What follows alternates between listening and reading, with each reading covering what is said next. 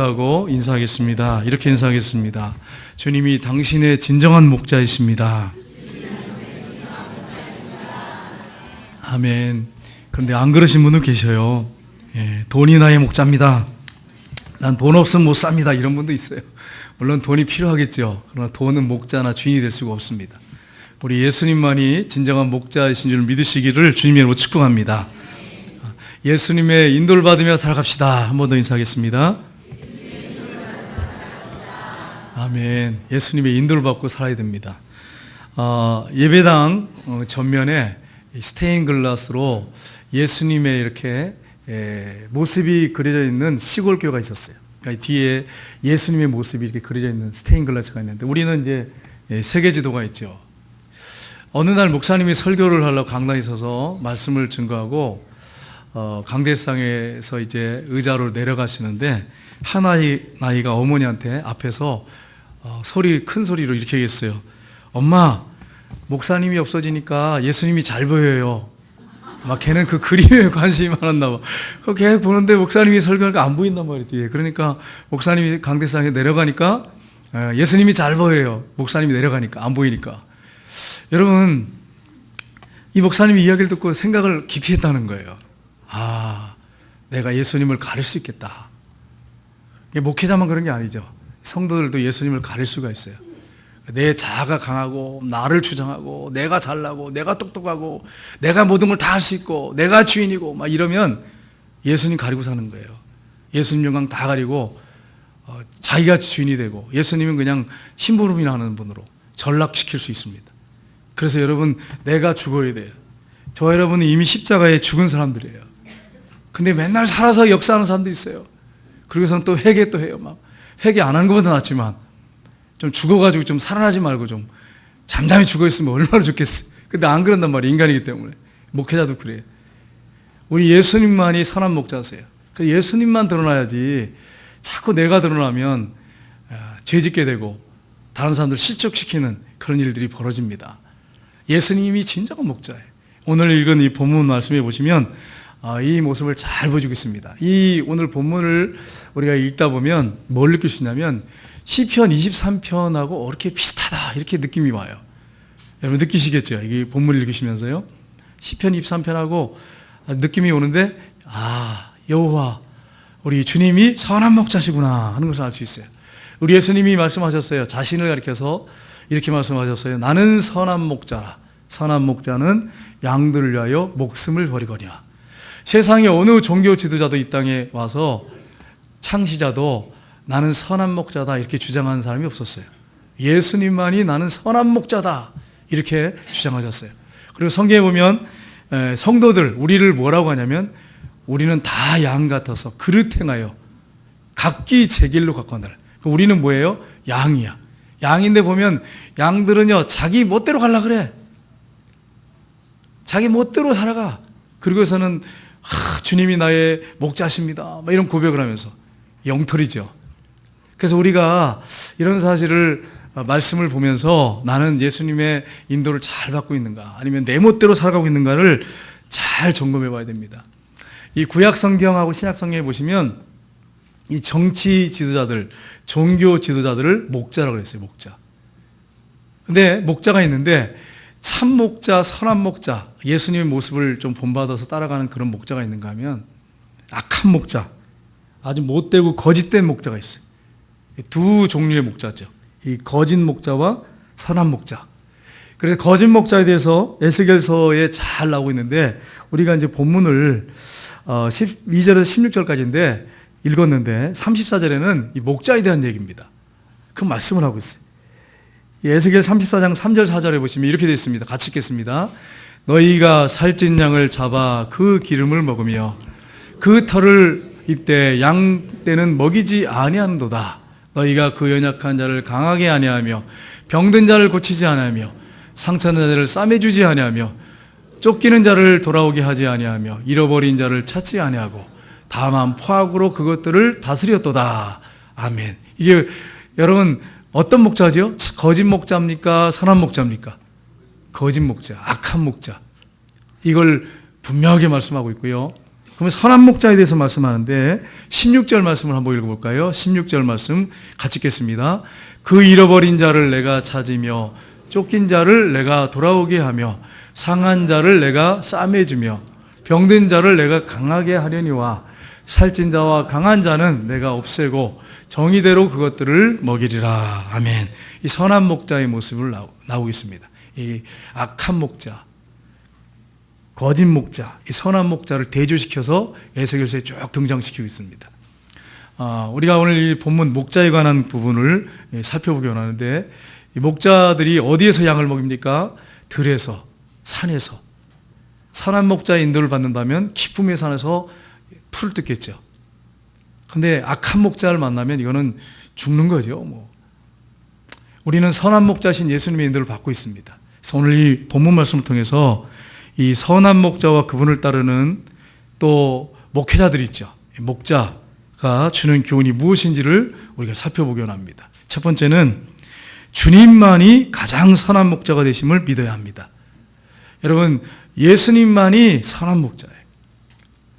다른 목회자나 정치 지도자들은 그냥 혹시 믿는 그런 정치 지도자가 있다면 예수 믿는 목회자 장로님들이 이렇게 대통령의 경우도 있잖아요. 근데 잘못된 경우가 많아요. 예수님의 길을 따라가야 되는데 그렇지 않고 악한 길을 가는 경우가 있어요. 여러분, 그래서 우리가 이 오늘 본문 말씀을 통해서 주님만이 가장 선한 목자고 그분만이 오류가 없어요. 그분만이 완벽하신 분이, 그분의 인도를 받아야 됩니다. 그리고 목회자들은 그분의 길을 따라가야 돼요. 선한 목자 길을 따라가서 그런 모습을 보여야 됩니다. 근데 그렇지 않은 경우가 참 많아서 가슴 아픈 일이기도 합니다. 여러분, 여러분 자녀들을 위해서 기도할 때, 또 손자 손녀를 위해서 기도할 때 꼭 빼먹지 말고 드려야 할 기도가 있어요. 그 기도가 여러분 뭔지 아세요? 여러분이 이건 반드시 드려야 합니다. 저도 이걸 생각을 미처 못했었는데 이제 드리고 있어요. 드리고 있는데 이제 여러분 자녀와 손자 손녀를 위해서 기도할 때 좋은 친구 만나도록, 그 다음에 좋은 선생님 만나도록, 좋은 배우자 만나도록, 그리고 좋은 목자, 목사라고 말할 수 있죠. 목자 만나도록. 더 중요한 게 있습니다. 선한 목자이신 예수님을 인격적으로 만나게 해달라고. 이 기도 여러분 꼭 하셔야 돼요. 그냥 교회만 왔다 갔다 하는 분이 있어요. 예배만 드리고 예수님을, 선한 목자이신 예수님을 인격적으로 못 만나는 사람들이 있어요. 교회 안에도. 참 불행한 일이죠. 평생을 교회 왔다 갔다 하고 교회 다니는데 선한 목자이신 예수님을 인격적으로 만나지 못하고 그분과 교제하지 못한다면 이거보다 비참하고 불행한 일이 어디 있어요. 인격적으로 선한 목자이신 예수님을 만나서 동행할 수 있도록, 그분의 인도를 받을 수 있도록 기도하는 거, 이게 참 중요해요. 이걸 놓치지 마셔야 돼요. 여러분, 예수님만이 선한 목자고 참 목자신데 에스겔서 34장 15절, 오늘 본문의 내용이죠. 15절 한번 같이 읽어보겠습니다. 같이 읽겠습니다. 내가 친히 내 양의 목자가 되어 그것들을 누워있게 할지라 주 여호와의 말씀이니라. 아멘. 누가 친히 목자가 되어주신다고요? 여호와가 하나님이시죠. 우리 주님이시죠. 내가 친히 목자가 되어주겠다. 우리의 진정한 목자는 누구예요? 예수님이세요. 하나님이세요.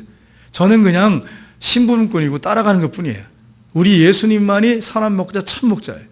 여러분의 삶을 누가 인도하십니까? 제가 인도합니까? 선한 목자이신 예수님이 인도하십니까? 예수님이 인도하세요. 그래서 그분의 인도를 받으셔야 돼요. 그러면 여러분 복된 인생을 살 수 있어요. 여러분, 양의 속성하고 일반 인간의 속성, 성도의 속성하고 거의 속성이 같습니다. 여러분, 양 그러면 어떤 이미지지요? 양. 여러분, 양 그러면 이미지가 좋습니까? 나쁩니까? 좋지요.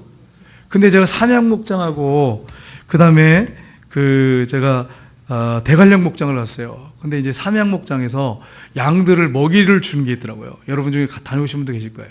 삼양 목장에. 그래서 이제 저도 이렇게 이걸 사가지고 양을 먹이는데 양이 귀엽잖아요, 그죠? 얼마나 귀엽습니까? 저의 모습 같지 않나 이렇게. 양의 모습이 참 귀여워요, 그렇죠? 그런데 먹이를 주다 보니까 제가 느끼는 게 뭐냐면 냄새가 얼마나 나는지 두 번을 연달아 먹이는데 냄새가 치독한 거예요. 그리고 자세히 보니까 아유 지저분해. 근데 여러분, 성도님들도 교회 다니는 분들도 처음에는 모르는데 같이 사귀고 교제하고 가까이 가면 갈수록 여러분이 기쁨이 충만할까요? 상처를 만땅으로 받을까요? 상처를 받아. 다 그런 건 아닌데 성숙되지 않은 분들 만나면 상처를 받아. 교회는 상처투성이야 그냥. 목사님, 저 권사님한테 상처받았어요. 이 집사님한테 상처받았어요. 박 집사님한테 상처받았어요. 김 집사님한테 상처받았어요. 가까이 가면 갈수록, 교제를 깊이 하면 갈수록 상처를 받아요. 기도하고 성령이 충만해서 그렇게 같이 사랑하면서 살면 문제가 없는데, 기도 생활 안 하고 그냥 신앙생활 엉터리로 하고 그리고 같이 교제하면 상처밖에 안 받나요. 상처밖에 안 남아요. 그러니까 여러분과 제가 다른 사람들을 위해서라도 내 신앙이 성숙되도록 기도 생활 하셔야 돼요. 예수님 닮아가야 돼. 이게 참 중요해요. 이게 양하고 속성이 같아. 또 양은 자신을 보호할 자구책이 없어요. 우리도 연약하잖아요. 우리가 강력한 무기가 있습니까? 뭐가 있습니까? 그 다음에 양은 근시안적입니다. 멀리 보지 못해요. 사람도 5분에 일어날 일을 알지 못해. 여러분 5분에 일어날 일 여러분 아세요? 모르잖아요. 근데 장담은 또 아주 대단히 철석같이 막 장담을 하면서 저도 참 이 부분을 실수 좀 했어요. 그래서 이제는 안 해요. 왜냐하면 어떻게 될지 모르기 때문에. 여러분 약속으로도 이게 잘 안 되잖아요. 인간이기 때문에 일이 생기면 사정이 생기면 못할 때도 있잖아요. 우리가 그렇게 근시안적이에요. 미래를 보지 못하고 알지도 못해요. 5분에 일어나지 못해요. 2분 후에 일어나지도 못해요. 알지도 못해요. 또 양은 방향 감각이 없어요. 스스로 양이 우리를 못 찾아옵니다. 목자가 찾아와야 돼. 그러니까 전도자가 필요한 거고, 그래서 여러분 전도해야 되는 거예요. 양들이 알아서 돌아오겠죠. 그게 안 되는 거예요. 누군가 전도한 사람이 있으니까 돌아오지. 아무도 전도하는데 돌아오겠어요? 뭔가 들었으니까 돌아오는 거죠. 전도자들이 필요하고 목회자들이 필요하고 여러분들이 신앙이 성숙한 사람들이 필요해요. 그래서 양떼들을 인도해야 돼요. 여러분 그러면 이 연약한 양에게 이 문제점 투성이죠. 근데 이 양의 이 단점을 완벽하게 보완할 수 있는 방법이 하나 있습니다. 그게 뭡니까? 너무 쉬운데 앞에 다 얘기했잖아요. 목자가 있으면 되는 거예요. 목자가 있으면 우리가 연약하고 깨끗하지 못하고 병들고 더러워지고 또 근시안적이고 방향 감각이 없고, 그런데 목자이신 예수님을 여러분이 딱 만나서 그분을 따라가기만 하면, 그분의 인도를 철저히 받기만 하면 모든 문제가 해결되는 거예요. 그러니까 사실은 신앙생활에도 쓸데없네요. 다 헛거예요. 그 말은 무슨 얘기냐면, 나는 지금 목자이신 예수님을 안 따라가고 있어요. 내 멋대로 살고 있어요. 그 얘기예요. 다른 얘기가 아니에요. 근데 이런 성도들이 있어요. 목자이신 예수님을 철저하게 따라가고 그분께 다 맡기고 삶을 따라가는 게 아니라 자기 멋대로 살아. 그러다가 문제 생기고 어려우면은 왜 날 이렇게 만드셨어요? 원망불평이나 하지 말지. 그러면서 주님을 원망해요. 여러분 우리가 목자신 예수님을 정말로 신뢰하고 그분을 딱 인정하고 따라가면 그분이 책임지시고, 여러분 고난의 길, 어려움의 골짜기를 통과시키지 않는다는 게 아니에요. 사망 임침한 골짜기 같은 데도 데려가요. 양들의 유익을 위해서, 먹이기 위해서, 영육이 건강하게 하기 위해서. 그러니까 편한 길로만 인도하지 않습니다, 목자가. 그러나 중요한 것은 그분이 끝까지 책임져 주신다는 거예요. 그러니까 여러분 스스로한테 한번 질문해 봐요. 나의 목자는 예수님인가? 그분의 인도를 받고 있는가? 아니면 내 멋대로 지금 살고 있는가?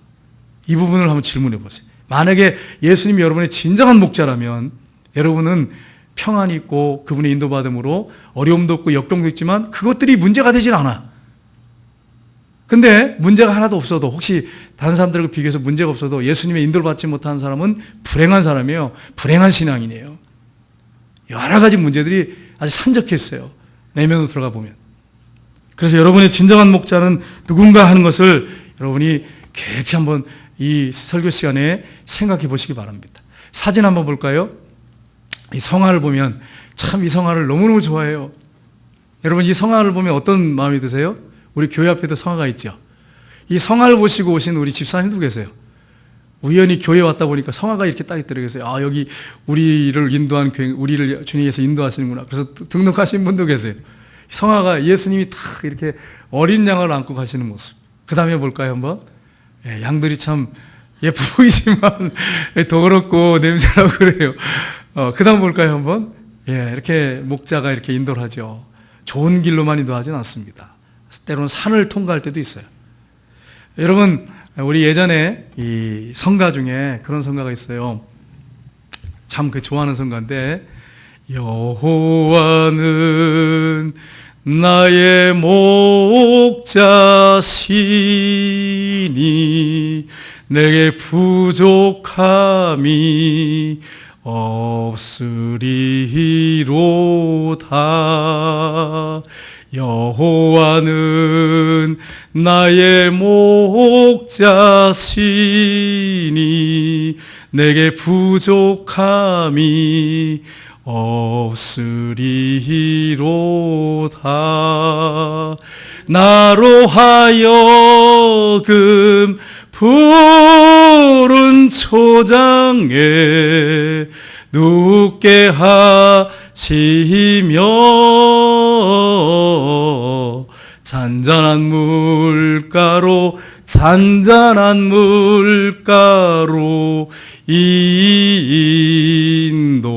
인도하시도다. 그 다음에 고음이 나와서 제가 실력이 들통날까봐 못 부르겠어요. 쫙 올라가는 게 있어요. 여러분, 그렇습니다. 여호와는 나의 목자예요. 나의 목자. 그분이 나를 푸른 차장으로 쉴만한 물가로 인도하신 분이세요. 여러분, 이 사실을 믿고 우리 예수님을 목자로 삼고 그분께 모든 걸 다 맡기고 그래 따르시기를 주님의 이름으로 축복합니다. 이 설욕정의 책에 보면은 이 크리스찬과 소망이 기쁨에 나서 참된 목자들을 만나요. 거기서 세임을 얻고 또 경고를 받습니다. 목회자들이 해야 할 일은 경고하는 일도 있어요. 책망할 일도 있어요. 이걸 목회자들이 놓치면 안 됩니다. 예수님은 진정한 목자세요. 예수님이 우리에게 사랑을 베푸시고 늘 인도하시지만 지혜롭게 우리를 훈계하시고 책망하세요. 지혜롭게. 우리 예수님의 아주 장점이죠. 근데 우리는 그게 잘 안 돼. 인간은 잘 안 돼. 그냥 직선적으로 그냥 감정에 따라서 그냥 해버리는 경우가 있어요. 이게 참 조심해야죠. 예수님은 그렇지 않아요. 아주 지혜롭게 경계하세요. 예수님은 선한 목자십니다. 그분만이 진정한 참 목자세요. 저도 그분의 인도를 받고 있고 여러분도 그분의 인도를 받으셔야 돼요. 두 번째는 주님께서 세우신 목자들의 말씀을 믿고 따라가야 됩니다. 인간 목자인 목회자, 전도사님들, 또 교회 장로님들, 지도자들 있죠. 교회 지도자들. 연약에 휩싸여 있어요. 부족해요. 약점이 있어요. 그래서 가까이 가면 갈수록 상처를 받을 수도 있어요. 인간이기 때문에. 항상 이렇게 올라가는 게 아니잖아요. 밑바닥으로 떨어질 때가 있어요, 신앙이. 그럴 때 상처를 받을 수 있다고 하는 걸 여러분이 염두에 두시기를 주님으로 축복합니다. 저를 보지 말고 제 뒤에 계신 예수님을 보셔야 돼요. 저를 보면 상처받아가지고요, 교회 못 다녀요. 교회 못 다녀요. 여러분, 제 뒤에 계신 예수님, 그분이 나를 붙잡고 있기 때문에 제가 감당하는 거지, 제가 무슨 능력이 있어서 이 목회 일을 감당할 수 있겠어요? 이게 쉬운 일입니까? 영적인 일인데. 무슨 회사의 CEO도 아니고 사장이 아니잖아요. 주님께서 인도한 대로 양떼를 인도하는 목자일 뿐인 거예요. 여러분이 그걸 여러분 잊지 마세요. 전에 기독교 신문에 이런 글이 실린 걸 봤어요. 기독교 신문에 어떤 목사님이 글을 실었어요. 근데 기자가 이걸 글을 써가지고 올렸는데 뭐라고 썼냐면 아무개 모사 이렇게 했어요. 목사인데 기역자가 빠졌어. 아무개 모사. 모사는 뭡니까? 모사는 꾀를 잘 내는 사람이잖아요. 목사님이 화가 났어요. 전화에 기자한테 막 욕을 하면서 아니 그걸 틀리냐고, 공개 사람들 다 보고 있는 이 신문이 이게 얼마나 중요한데 그러냐고. 이게 무슨 망신이냐고 막 야단을 쳤어요. 모사가 뭐냐고, 모사가 막 야단을 쳤어요. 그래서 죄송합니다. 신문을 또 냈는데 그 밑에 아무개 독사 이렇게 됐어요. 여기 짝대기를 또 빼버렸어. 그래서 목사님 열받아가지고 화를 막 내려가 하다가 독사가 뭐예요? 더 심한 말이 또 나올까봐 이게 그게 기자의 실수인데, 독사 이렇게 해서 독사. 아마 화를 하도 내시니까 독사라고 했는지 모르겠지만 아마 그래서 그런 건 아니고 실수를 한 것 같아요. 근데 어떤 분은 또 예전에 글을 냈는데 제가 한번 봤는데 목사 이렇게 목사. 목사가 뭐예요, 목사가? 글이 편집을 잘 해야겠죠. 글을 잘 이렇게 해야겠죠. 그러니까 여러분, 인간은 이렇게 연약에 휩싸여 있어요. 목회자들이 연약에 휩싸여 있어요. 부족한 게 많습니다. 근데 하나님이 세우셨기 때문에 하나님이 붙잡고 인도하시는 거예요. 여러분이 이런 사실을 잊지 마세요. 에스겔서 34장 14절 말씀을 한번 보겠습니다. 같이 읽겠습니다. 좋은 꼴을 먹이고 그 우리를 이스라엘 높은 산에 두리니 그것들이 그곳에 있는 좋은 우리에 누워 있으며 이스라엘 산에서 살찐 꼴을 먹으리라. 아멘. 이 말씀은 1차적으로 이스라엘 백성들에게 해당된 말씀이에요.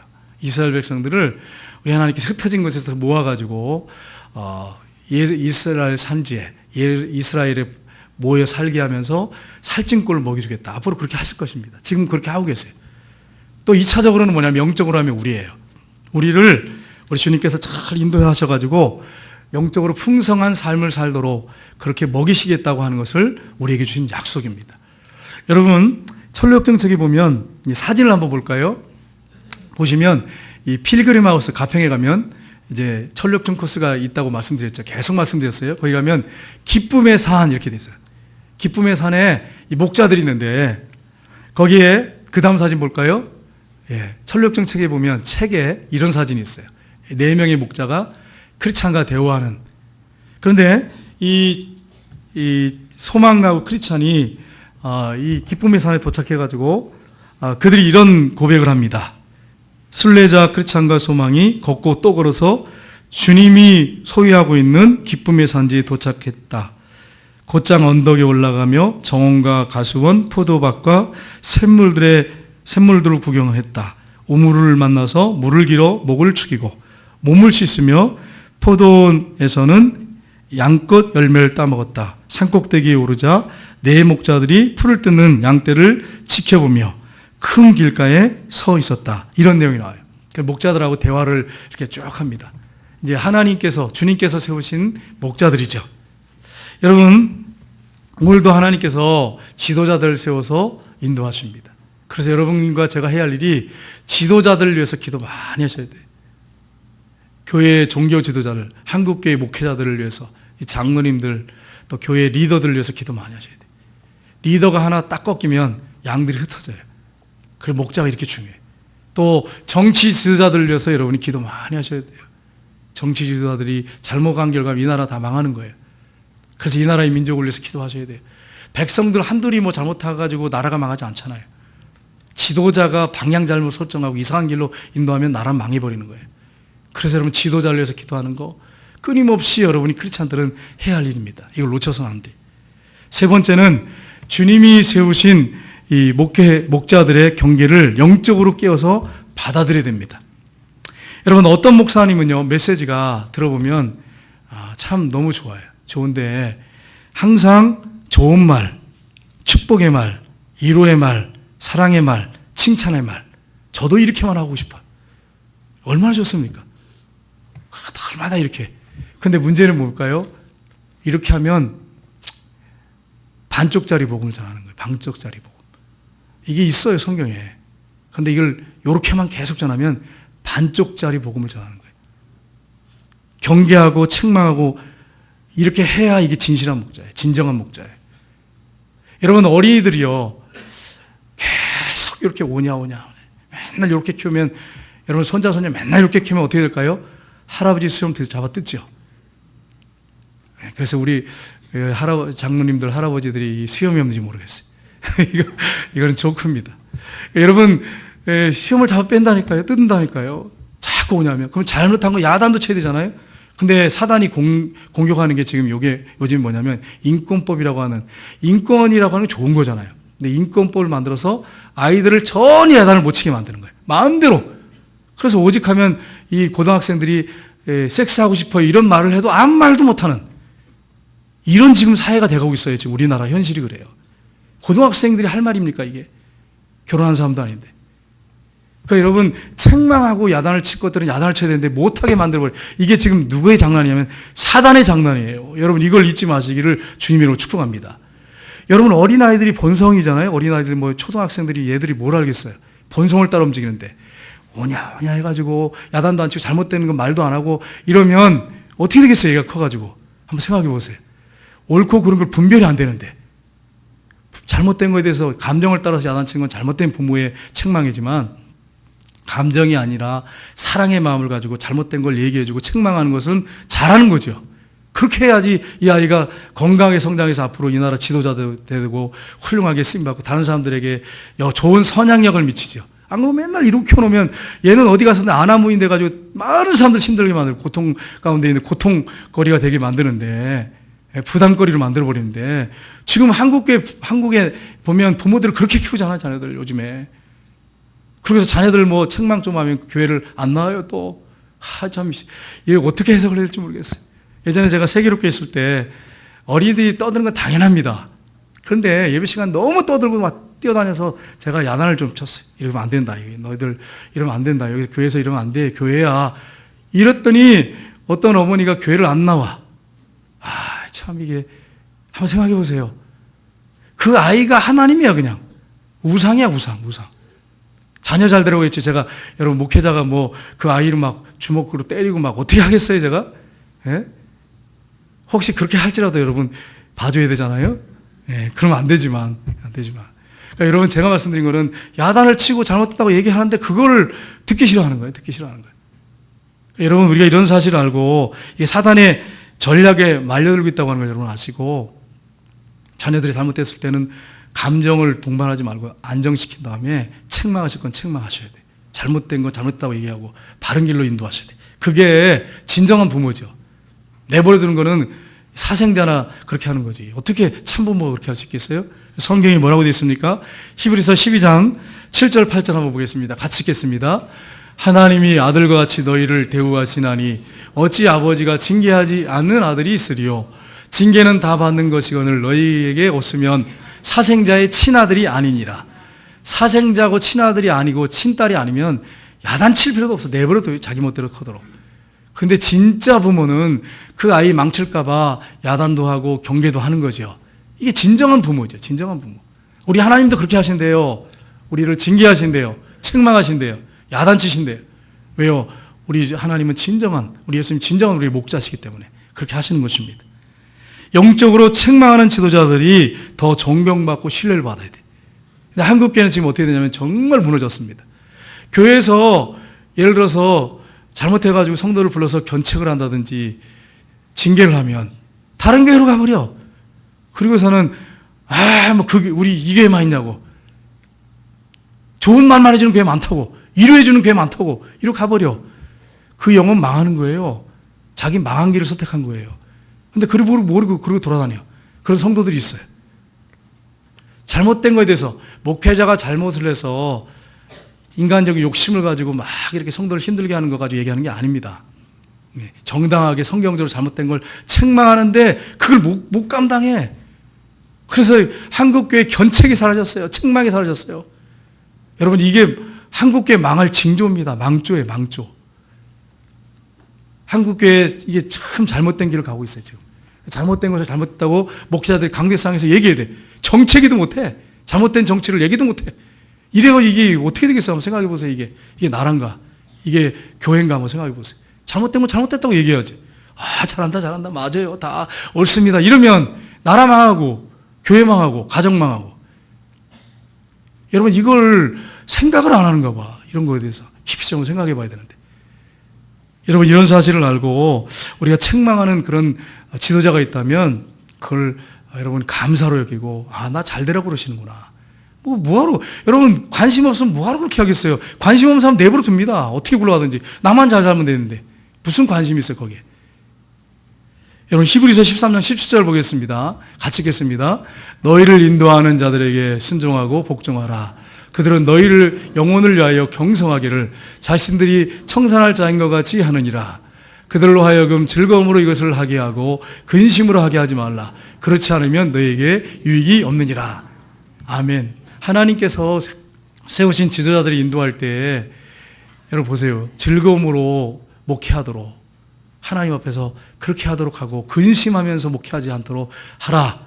왜 그럴까요? 근심하고 목사가 늘 근심하고 앉아있으면 여러분에게 영적 유익이 아무것도 없어요. 즐거움으로 하나님 앞에서 기도하면서 순종함으로 감사함으로 기쁨으로 감당하도록 그렇게 해주라는 거예요. 목회자들을. 이게 좀 필요합니다. 목회자들도 스스로 자기를 낮춰야 돼. 예수님 자리에 앉아있으면 안 돼. 제가 서론에 말씀드렸지만 예수님만 드러내야 돼요. 예수님만. 나는 종일 뿐이고 예수님만 높임받을 합당한 분이에요. 그분이 우리를 죽으시고 부활하셨잖아요. 그분만이 높임받아야지. 어떻게 목회자가 그렇게 높임받을 수 있겠어요? 단지 주님이 세웠기 때문에 존경하고 따르는 것입니다. 주님이 세웠기 때문에 그 인도 받는 거예요. 질서를 지키는 거예요. 여러분 철로역정에 보시면 기쁨의 산에 도달했습니다. 이 순례자가 이제 도달했는데 거기에 네 목자를 만났다 그랬죠. 첫 번째 목자는 뭐냐면 지식 목자, 두 번째는 경험 목자, 경계 목자, 성실 목자. 네 목자인데 은사죠. 이건 은사. 목사를 갖다 다 여러분이 똑같이 보시면 안 돼. 예를 들어서 이제 저는 성전교회 목사인데 예를 들어서 사랑의 교회 목사님하고 비교해가지고 왜 그 목사님처럼 못해요? 그러면 여러분이 여러분 아내한테 왜 옆집 아내처럼 못해요? 이렇게 하는 건 똑같은 거예요. 여러분한테 여러분 남편 되시는 분한테 여러분 아내가 왜 옆집 남편처럼 당신 못해요? 이건 잘못된 거죠. 그 남편은 그 남편의 은사가 있고 또 나는 나의 은사가 있는 거지. 비교하면서 자꾸 그런 식으로 하면 죄 짓는 거예요. 하나님 앞에 죄 짓는 거예요. 나에게 주신 은사가 있는 거예요. 고귀한 은사가 있고 마르다가 어떻게 마리아가 되고 마리아가 어떻게 마르다가 돼. 어떻게 모세가 다윗이 되고 다윗이 어떻게 모세가 돼. 자기에게 주신 은사가 있는데 비교하면 안 되는 거예요. 나에게 주신 은사를 가지고 활용하는 거예요.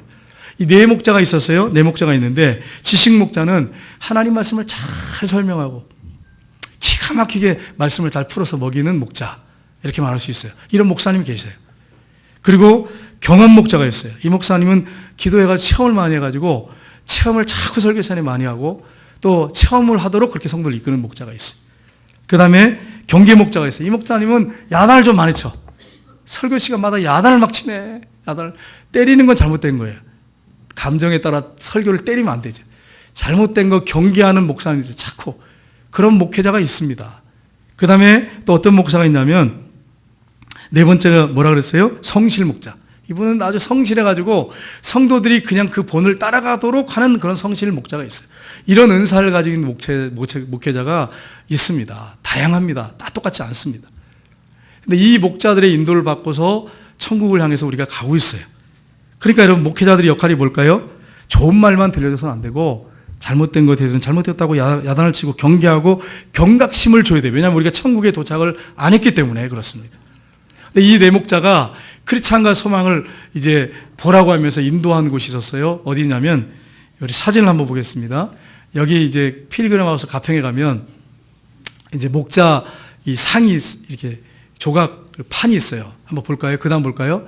네 목자 이렇게 되어 있어요. 그 옆에. 그리고 그 다음 보겠습니다. 여기 보면 보이시나요? 목자가 몇 명이 앉아 있어요? 잘 안 보이시나요? 네 목자가 있죠. 그래서 이게 네 목자가 지식 목자, 경험 목자, 경계 목자, 성실 목자. 이 철로역정 책에 나오는 그런 내용이에요. 그런데 이 네 목자가 인도를 하는데 어디를 인도하느냐? 이 실족의 봉우리로 이렇게 인도해요. 실족의 봉우리. 산에, 높은 산에 실족의 봉우리. 근데 거기서 뭐라고 하냐면 당신들도 언제든지 실족할 수가 있습니다. 실족할 수가 있어요. 신앙생활 하다가 실족해 떨어질 수가 있습니다. 그런데 크리스찬 중에 보면 실족하는 사람들이 많아. 예를 들어 이런 경우예요. 예를 들어서 여러분 신앙생활 열심히 했어. 막 충성하고 기도도 열심히 했어. 근데 어떤 사람이 너 신앙생활 그렇게 열심히 했는데 너 되는 게 없잖아. 그러면 그거 실족해가지고 교회 안 나와. 이거 아무것도 아니잖아요. 주님이 나의 삶을 지금까지 인도했는데 그 돌아보지 않고 너 열심히 신앙생활 하는데 지금까지 했는데 너 주님 믿었는데 너 해준 게 주님이 너한테 해준 게 뭐야? 그러면 그냥 교회 안 나와버려. 실족하는 경우가 있단 말이에요. 실족할 수가 있습니다. 봉우리에서 실족할 수 있다고 하는 걸 가르쳐줘요. 그 다음에 또 봉우리 한 곳을 인도했는데 거기는 주의라고 하는 봉우리, 주의. 조심하지 않으면 의심의 성, 절망의 성으로 그냥 떨어진다는 거예요. 신앙생활 잘하고 막 기뻐하고 막 그러다 갑자기 어떤 문제가 탁 생기면 그냥 절망의 봉우리로 탁 들어가 버려요. 절망의 그냥 감옥으로 들어가 버려요. 여러분 보세요. 병원에 가서 여러분 진찰을 하는데 의사가 고개를 갸우뚱하면서 좀 더 정밀 검사를 해야겠습니다. 그럼 여러분 어떠세요? 좋으세요? 가슴이 철렁하죠. 거기다가 암입니다. 그러면 막 이 죽었구나 이제 그러고 유언까지 하고 막 그냥 모아놓고 이제 내가 이제 며칠 있다가 얼마 있다 죽게 될 텐데 막 이러면서 얼마나 절망합니까? 우리가 가는 곳이 천국인데 하나님 나라인데 뭐 절망해가지고 막 암인 사람 똑같아 막 죽을 것 같이 그냥 그런 경우가 있단 말이에요. 그러니까 여러분, 우리가 이 의심의 성, 절망의 성에 갇힐 수 있다는 거, 이걸 얘기를 해줘요. 경계해 주고 있어요. 그 다음에 불길이 타오르는 계곡으로 인도합니다. 불길이 활활 타오르. 이게 바로 지옥의 샛길입니다. 믿다가 실족해가지고 만약에 세상길로 가면 지옥에 떨어질 수 있습니다. 그걸 경계해줘요. 그 다음에 이제 네 번째로 어디로 인도하냐? 선명한 봉우리로 인도해. 천국이 보이는 봉우리. 천국여정 책에 보면 이거 그림 한번 볼까요? 저렇게 이제 천국을 이렇게 보여주는데, 사실은 저 책에는 이렇게 가까이 보인 것처럼 했는데, 이제 실제는 이제 내용을 읽어보면 멀리 보이는 거예요. 망원경을 줘요, 보라고. 망원경으로 이렇게 천국을 보는 그런, 사실 그런 사진이 되는데, 여기는 그렇게 표현 안 되고 가까이 있는 것처럼 이렇게 표현을, 사진을 해놨더라고요. 그러니까 여러분, 우리가 천국을 향해서 가는데 망원경을 보는 것처럼 멀리 보여. 어떨 때는 희미해. 안개가 끼면 희미해. 또 회개하고 마음이, 심령이 청결하면 또 맑게 보여. 아, 내가 천국 가는구나. 그러다가 죄 가운데 빠지면 또 흐리게 보여, 그냥. 그래가지고 그냥 천국이 있는 거야, 없는 거야, 그것도 모르고 그냥 그러다가 방황하고 막 그냥 문제 생기면 그냥 교회에 그냥 쉬어버리고 막 방학하고 막 개학해야 될 사람들이 너무 많아요. 세상에 나가보세요. 그러니까 여러분, 우리가 천국을 희미하게 보이지만 우리가 기도하면서 영적으로 충만하고 마음이 청결해지면 보여요. 하나님 나라가 보여. 하나님께서 나를 위해 준비한 천국이 있구나. 그러면서 기대하면서 그러면서 살아가는 거죠. 이게 진정한 크리스찬의 모습이에요. 이렇게 경계를 하고 있는 모습을 볼 수 있습니다. 목회자들은 경계해야 돼요. 성도들이 잘못한 길을 가면 경계해줘야 돼요. 책망해야 돼요. 그냥 내버려두면 안 돼.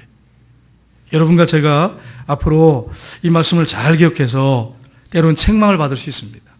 또 칭찬도 받을 수 있습니다. 실족하지 말고 끝까지 믿음의 길을 잘 가서 마지막에 완주해서 천국에서 만나야지, 안 그러고 실족해가지고 나중에 지옥에 떨어져가지고 만약에 있다면 이것처럼 불행한 게 어디 있겠어요. 여러분, 이 설교를 듣는 모든 분들은 모두 다 완주해서 천국에 가고 또 경계를 잘 받아서 여러분의 신앙이 크게 성숙해지는 역사가 있기를 주님의 이름으로 축복합니다. 우리 찬송 드리겠습니다. 찬송가 569장입니다.